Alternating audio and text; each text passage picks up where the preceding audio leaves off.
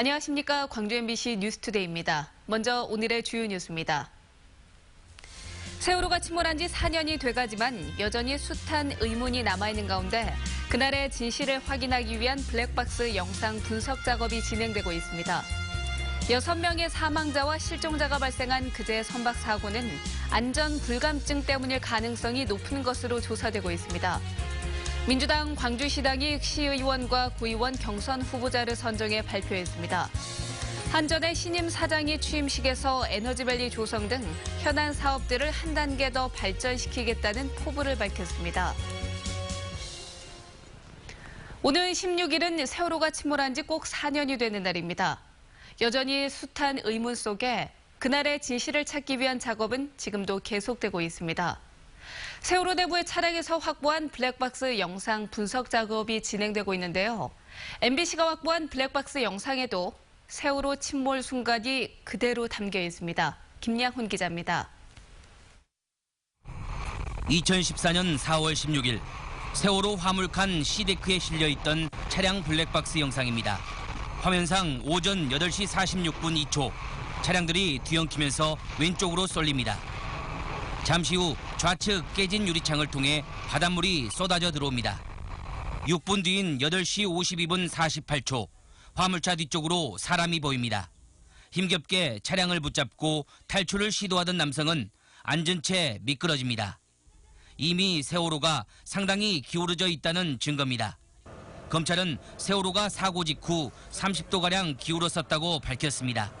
하지만 선체조사위원회의 블랙박스 분석과 침몰 모형 실험 결과 세월호는 사고 직후 45도 이상 기운 것으로 나타났습니다. 지난해 9월 이후 세월호 화물칸에서는 수십여 개의 블랙박스가 발견됐습니다. 하지만 화면에 찍힌 시간이 느리거나 잘못 기록된 것도 많아 실제 시간과 재조정이 필요합니다. 같은 장면에도 녹화된 시각들이 이제 서로 다른 경우도 굉장히 많고, 그리고 하나의 블랙박스에서 나온 영상이라도 시간이 좀 일정하게 흐르지 않는 경우도 굉장히 많고. 침몰 순간의 목격자 블랙박스 영상 분석이 진행되면서 세월호의 진실을 찾는 노력도 한층 과학적으로 접근하고 있습니다. MBC 뉴스 김양훈입니다. 세월호 선체에서는 차량 블랙박스를 비롯한 수백 점의 디지털 기기들이 수거됐습니다. 부식이 심해 복원은 쉽지 않지만 여전히 찾지 못한 침몰 원인과 과정의 퍼즐을 맞추는 중요한 단서가 되고 있습니다. 김진선 기자입니다. 세월호 화물칸에서 차량을 꺼내기 시작했던 지난해 6월.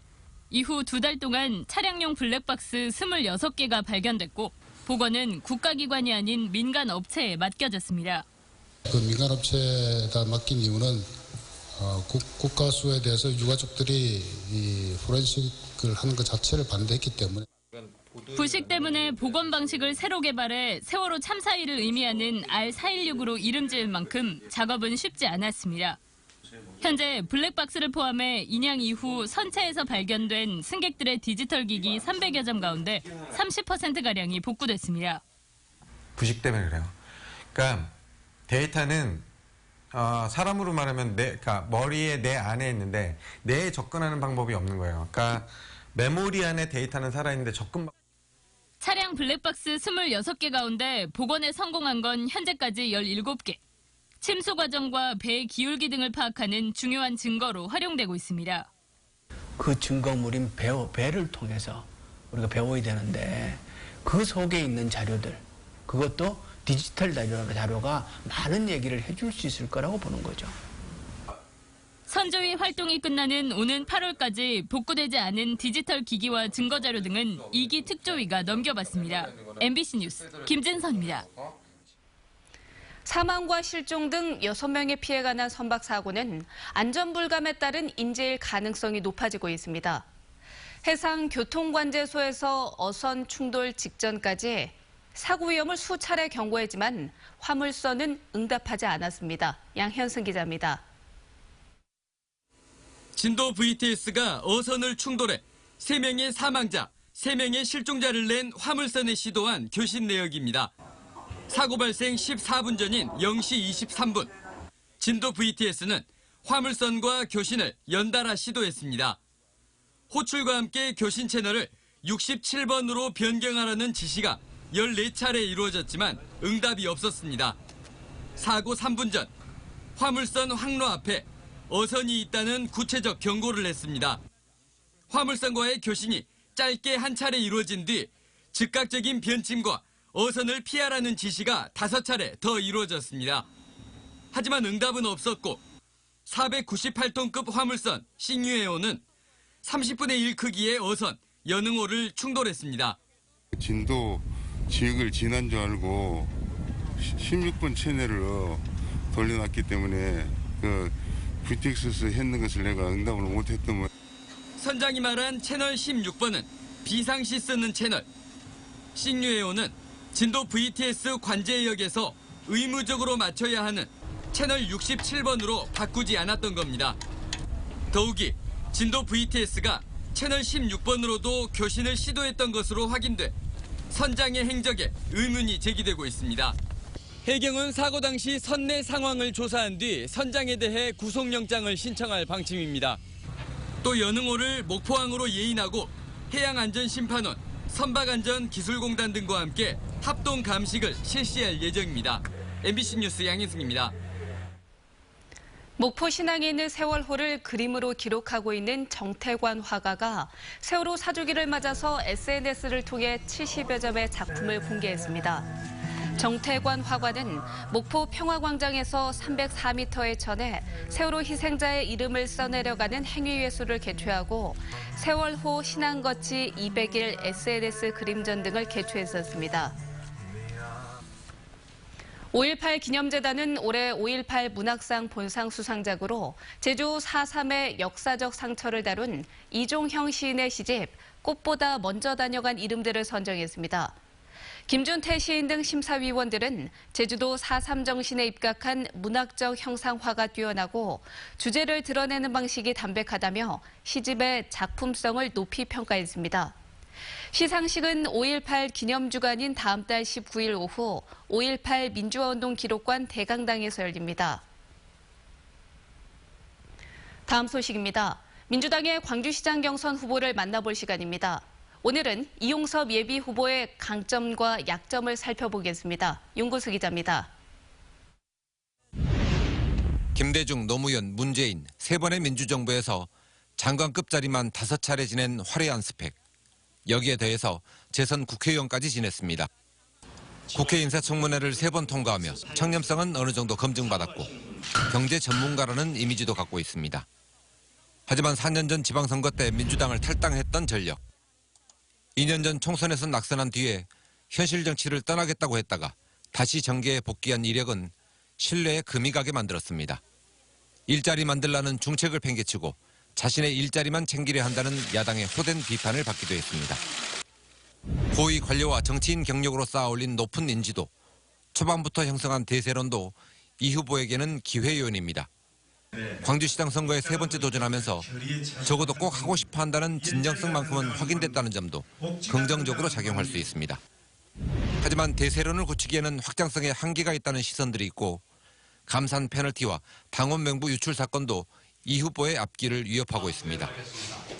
특히 탈당 전력 때문에 경선에서 얻은 표의 10%를 감산해야 하는 페널티가 결정적으로 발목을 잡을 수 있습니다. MBC 뉴스 윤문수입니다. 6.13 지방선거 전남도 교육감 선거에는 지금까지 3명이 예비후보로 등록했습니다.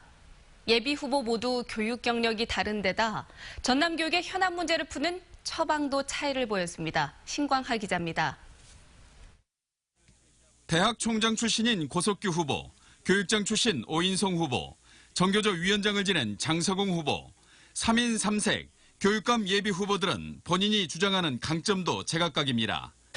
그리고 저는 문재인 정부가 탄생할 때 교육 공약을 개발하는 개발팀장을 맡았습니다. 따라서 문재인 정부의 교육개혁의 방향을 누구보다 잘 알고 있습니다. 25년간 학교에서 교육을 했고 13년 동안 교육청에서 장학사, 교육장 등을 하며 교육행정을 했습니다.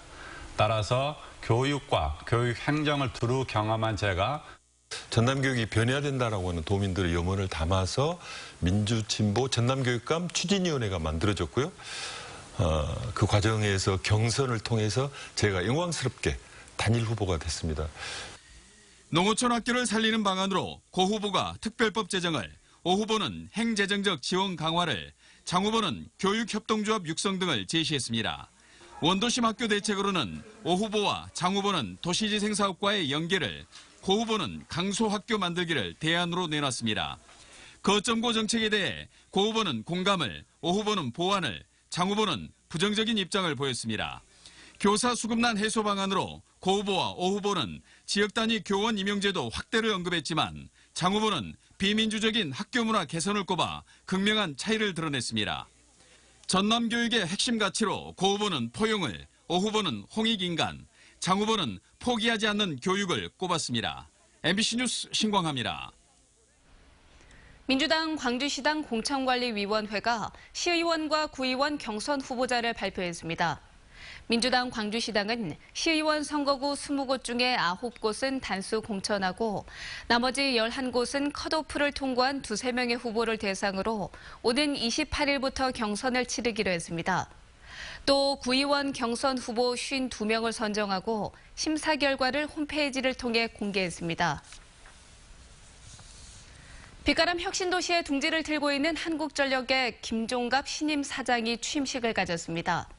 김 사장은 취임사를 통해서 에너지밸리 등 현안 사업을 더욱 발전시켜 나가겠다는 뜻을 밝혔습니다. 이계상 기자입니다. 지난해 4분기 이후 경영 실적이 줄곧 악화되고 있는 상황에서 한국전력을 이끌게 된 김종갑 신임 사장은 비상 경영을 천명했습니다. 그렇다고 회사 이익만을 추구할 수 없다는 점에서 김 사장은 공익성과 기업성이 조화롭고 균형 있게 발현되는 공기업을 만들겠다고 강조했습니다. 특히 연구개발 역량을 한층 강화해서 그룹사와 협력사가 함께 발전하는 모델을 제시하겠다고 약속했습니다. 한전의 영향을 받아서 더 많은 기업이 창업되고 거기서 부가가치와 고용 창출이 이루어질 수 있는, 그것도 국가적으로는 똑같은 효과입니다. 전임 조한익 사장이 의지를 갖고 추진했던 에너지밸리 사업을 계승 발전시켜 광주 전남 지역경제 활성화에 기여하겠다는 뜻도 분명히 했습니다. 우리를 여기 내려보낸 것은 이 지역경제에 우리가 기여해야 된다는 국가 목표가 있었고, 그리고 이미 여러분들이 많은 분야에 있어서 상당히 진전을 보고 있습니다. 최대 공기업인 한국전력의 미래청사진이 광주 전남의 앞날과도 맞닿아 있다는 점에서 김 신임 사장이 어느 정도 애정을 갖고 지역 관련 현안을 챙길 것인지 지켜볼 일입니다. MBC 뉴스 이계상입니다. 아시아문화원 신임 원장에 이기표 광주대 교수가 임명됐습니다. 문화체육관광부는 아시아문화예술교류 협력기관인 아시아문화원의 신임 사장으로 이기표 교수를 임명했다고 밝혔습니다. 이 신임 원장은 광주일보와 KBC 광주방송기자로 활동했고 광주대 조교수를 역임했습니다. 같은 마을에 사는 여성들을 상대로 강간과 살인을 한 지적장애 30대 남성에게 중형이 선고됐습니다. 광주지방법원 제11형사부는 강간 및 살해 혐의로 기소된 31살 A씨에게 무엇과도 바꿀 수 없는 존귀한 생명을 빼앗고 피해 회복을 위한 노력도 하지 않았다며 징역 40년을 선고했습니다. A씨는 지난해 전남 모 지역에서 70대 이웃의 집에 침입해 성폭행하려다 살해한 혐의와 다른 이웃 여성을 성폭행한 혐의로 기소됐습니다. 전남지방경찰청이 전체 시군 경찰서에 선거사범 수사 상황실을 설치하고 24시간 단속 체제에 들어갔습니다. 경찰은 금품 선거와 흑색 선전, 여론조작과 선거폭력, 그리고 불법 단체 동원 등 5대 선거 범죄를 중심으로 단속을 벌이고 무관용 원칙으로 수사하겠다고 밝혔습니다.